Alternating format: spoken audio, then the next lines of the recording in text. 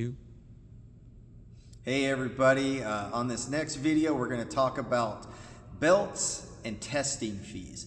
This is the McDojo scam of the century, so to speak. This is the thing that really points them out and what really, one of the most integrity lacking things that people will do in the martial arts.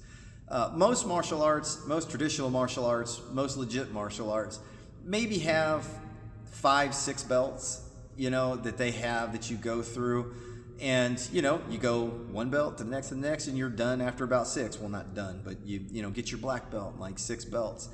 If you ever go into a school and they have 10, 15, 20, sometimes 30 belts on the wall, you'll see a white belt, and then it'll be a white belt with 5 different stripes, and then it'll be a yellow belt with like 3 different stripes, and then it'll be half yellow, half orange, and then you'll get to an orange belt that has another 5 different levels of orange belt. And they do this for about 6 different belt colors, and they're mixing belt colors, and they're doing all that. That has nothing to do with the martial arts. That has everything to do with taking your money and getting as much of it out of you as they can.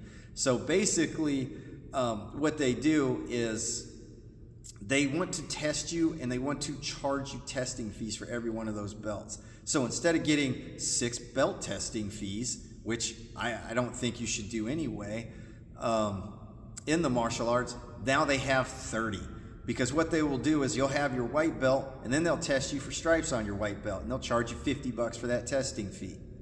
And then you'll have another testing fee for probably more stripes on your white belt. Then they'll charge you another testing fee to get your white belt with a yellow stripe in it. Then it'll be more stripes. Then it'll be another testing fee for the next belt. You end up paying $50 extra a month on top of whatever you're paying, or every other month, to get this new belt.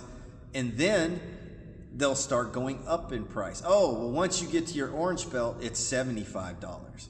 And then once you get to your green belt series of 10 belts, it's $100, and then it'll be $125, and then $150. I've heard of a kid who came into my gym who left the other gym because they wanted to charge them $600 for their black belt testing fee. There is no reason anybody should ever pay $600 for a testing fee. As a matter of fact, belts should be earned, not bought. You shouldn't really have to do a testing fee. You should really just be given a belt when you have earned it. I have no problem with people testing to make sure you do your forms right, and you know your forms if your martial art has those, or one-step sparring or self-defense techniques if that's what they have. I don't have any problem with people testing. I have a problem with people charging absurd fees for belts. Okay, you should never have to do that. I'm not totally opposed to belt testing and testing fees if it is done in a way that actually makes sense and that doesn't lack integrity, that's just not trying to nickel and dime people to death.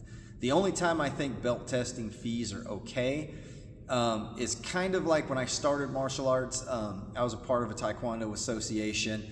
That Taekwondo association, when they did their testings, they got like 10 gyms together, and what they did was they took that money from the testing fees and they rented out a school gymnasium, and sometimes an entire school, because we would have people separated into other classrooms.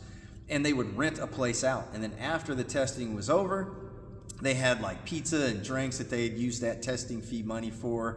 And then, of course, the testing fee went to pay for the belts and certificates, which is fine. I'm not upset about that. And it was always on a day they didn't have classes. So it would be like a Saturday. And if you're a gym owner, or somebody's a gym owner, and they're taking time away from their kids and their families to do this big event, to do the testing, I'm okay with making some money off of that.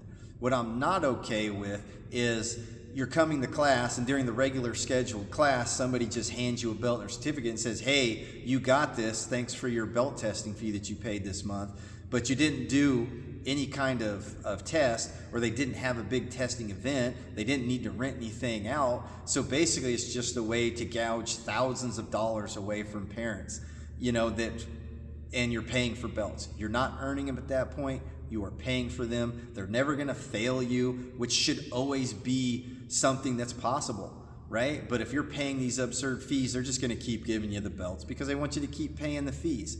So if somebody has a ton of belts and they charge absurd fees, You should ask that when you join a school. How many belts do you have?